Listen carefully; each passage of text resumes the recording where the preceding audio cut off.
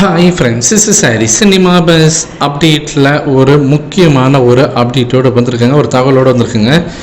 நேற்று பார்த்தினாக்கா YouTube channel வலைபேச்சு அனந்தனன் அவர்கள் பார்த்தினாக்கா வேற ஒரு யூடியூப் சேனலுக்கு ஒரு பேட்டி கொடுக்குறாரு. அங்கே நடிகர் சங்கத்தோடைய அந்த பில்டிங் கட்டாங்க நம்ம எல்லாருக்குமே தெரியும். அதற்கு ஒரு சில நடிகர்லாம் காசு கொடுத்துருக்காங்க.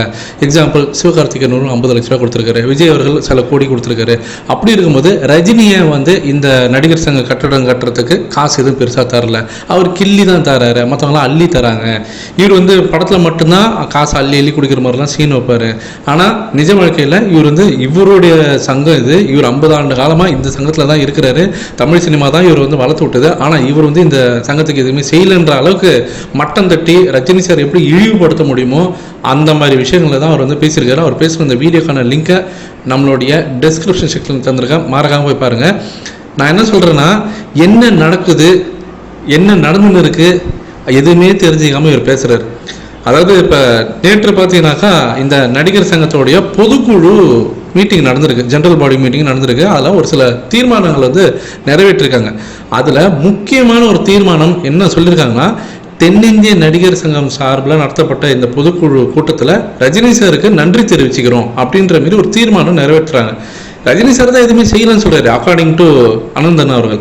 ஆனால் அவருக்கே இவங்க நன்றி தெரிவிக்கிறாங்க. என்ன விஷயம் பார்த்தீங்கன்னாக்கா, அந்த நடிகர் சங்கத்தில் இருக்கக்கூடிய உறுப்பினர்களுடைய குழந்தைங்களுக்கு கல்வி உதவித்தொகை வழங்கியதற்காக அவருக்கு பார்த்தீங்கன்னாக்கா தலைவருக்கு அனைவரும் நன்றி தெரிவிக்கிறோம் அப்படின்ற மாதிரி ஒரு தீர்மானம் நிறைவேற்றுறாங்க. எங்கே? அந்த நடிகர் சங்கத்தோடைய பொதுக்குழு மீட்டிங்லே. அப்போ ஒரு முக்கியமான சம்பவம் ஒரு இடத்துல நடந்திருக்கு. அது என்னன்னே இவர் காதில் வாங்கிக்கல, அதை பற்றி இவர் தெரிஞ்சிக்கவும் இல்லை இவருக்கு தெரியலையா, இல்லை தெரிஞ்சும் வேணும்னே ரஜினி சார் மேலே வன்மம் கேட்கறதுக்காக இந்த மாதிரி சொல்கிறாருன்னு தெரியல. டைரெக்டாக கொண்டு போய் காசு கொடுத்தாதான் உதவின்னு கிடையாது. இப்போ இது செஞ்சது பேர் என்னது, அந்த நடிகர் சங்கத்தில் இருக்கக்கூடிய உறுப்பினர்களுடைய குழந்தைங்களுக்கு கல்வி கடன் எஜுகேஷன் சம்மந்தமாக அவர் உதவி செஞ்சிருக்காருன்னு போது அப்போ அதுவும் தானே ஒரு உதவி. அப்போ இங்கே என்ன விஷயம்னாக்கா, மற்றவங்கெல்லாம் நல்லவங்க மாதிரியும் ரஜினி சார் மட்டும்தான் ஏதோ கெட்டவர் மாதிரியும் இவங்க ப்ரொஜெக்ட் பண்ண பார்க்குறாங்க. ஆனால் இன்றைக்கி இருக்கக்கூடிய மீடியா, இன்றைக்கி இருக்கக்கூடிய சோஷியல் மீடியா, அந்த இன்ஃப்ளூயன்சர்ஸ்லாம் தாண்டி உண்மை எப்போதுமே ஜெயிக்கின்றதெல்லாம் இப்போலாம் சீக்கிரமாகவே அந்த உண்மையை வெளிப்பட ஆரம்பிக்குது. கண்டிப்பாக இது தலைவர் ஃபேன்ஸ் எல்லாருமே அந்த ஒரு விஷயத்தை பார்த்தீங்கன்னா சோஷியல் மீடியாவில் பரப்புங்க.